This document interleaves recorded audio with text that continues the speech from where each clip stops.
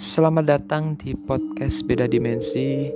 Dan kali ini aku ingin menceritakan kepada kalian tentang pengalaman pribadiku yang benar-benar nyata aku alamin. Saat itu aku masih kelas 10 SMA di tahun 2013. Kejadian itu aku alami di rumahku sendiri. Dalam satu rumah tinggal 8 orang. Ada kakek, nenek, bapak, ibu, aku, om, tante, dan adik sepupu. Memang rumah kami cukup lebar, namun karena pembagian ruangan yang sangat buruk, sehingga aku tidak mendapatkan kamar dan terpaksa aku tidur di depan ruang TV, hanya bermodalkan dengan bantal. Untuk rumahku sendiri, mulai dari ruangan depan hingga ruangan tengah memang sudah ditembok pakai batu bata, namun dari ruangan tengah ke belakang masih menggunakan bangunan kayu. Dan konon katanya bahan kayu yang digunakan itu adalah bekas bongkaran bangunan lama yang dulunya sudah berdiri saat kakekku masih kecil. Dan kami sekeluarga percaya bahwa kayu yang digunakan itu telah dihuni oleh makhluk lain.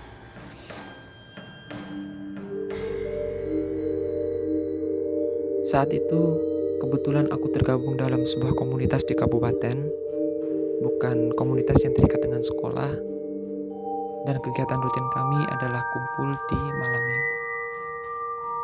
Kebetulan juga saat itu kami telah melakukan show,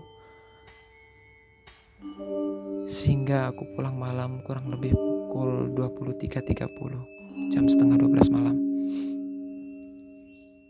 Pulang ke rumah dalam keadaan capek, namun badan tidak terlalu banyak mengeluarkan keringat sehingga aku memutuskan untuk tidak mandi.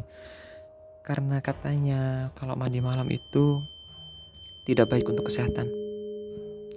Sehingga aku cukup berwudu, kemudian tidur dengan nyenyak. Awalnya aku memang tidak merasa ada hal yang janggal, karena setiap hari rutinitasku memang begitu.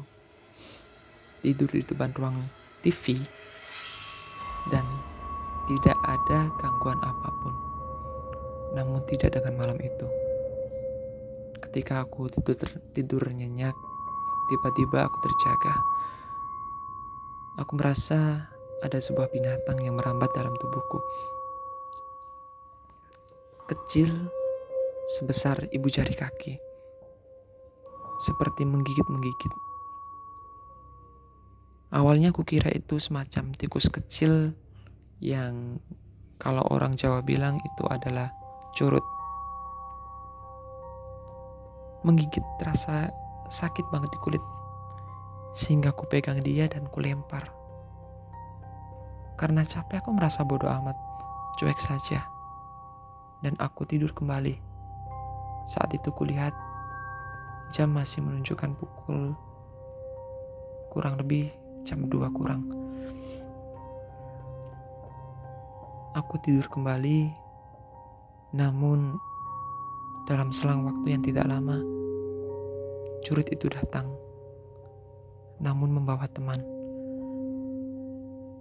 Ada 5 curut yang merambat di kakiku. Aku merasa tidak ada yang aneh. Cukup ku kibas-kibaskan saja kakiku. Dan aku berhenti sampai benar-benar aku yakin bahwa dia telah terpental. Aku sepenuhnya tidak sadar saat itu. Dan selang waktu yang tidak lama, terulang kembali. Ada 5 curut yang meraba di kakiku. Dan dia seperti mencengkram. Rasanya sakit banget di kaki. Namun aku merasa ada yang aneh karena gerakan curut ini kayak mulai dari ujung kaki tiba-tiba berjalan terus hingga sampai ke paha. Dan karena aku sangat merasa sakit dan risih, aku raih curut itu dan anehnya Ketika aku meraih curut itu, kuhitung ada 5 dan aku melihatnya secara nyata. Hitam, berambut. Namun yang kupegang ini bukan curut, namun seperti tangan. Jari-jari tangan hingga pergelangan tangan.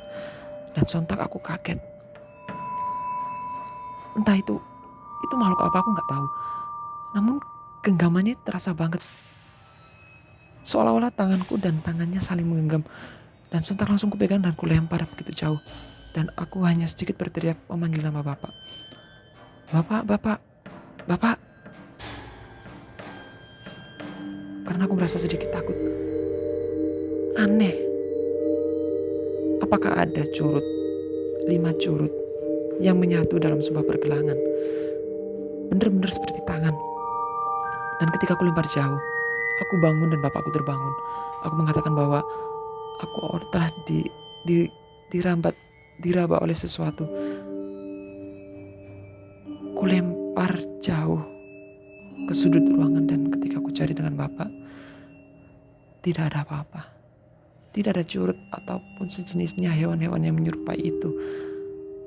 Dan aku merasakan sensasinya benar-benar seperti saling menggenggam antara tangan dengan tangan. Dan rambut-rambutnya itu terasa banget di telapak tanganku.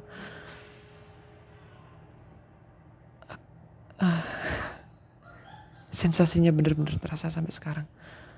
Dan untuk mengingatnya saja aku masih merasa ngeri. Apakah kalian pernah saling bergenggaman tangan dengan makhluk seperti itu? Yang jelas di mata kalian bahwa itu adalah bukan binatang. Seperti tangan-tangan makhluk lain.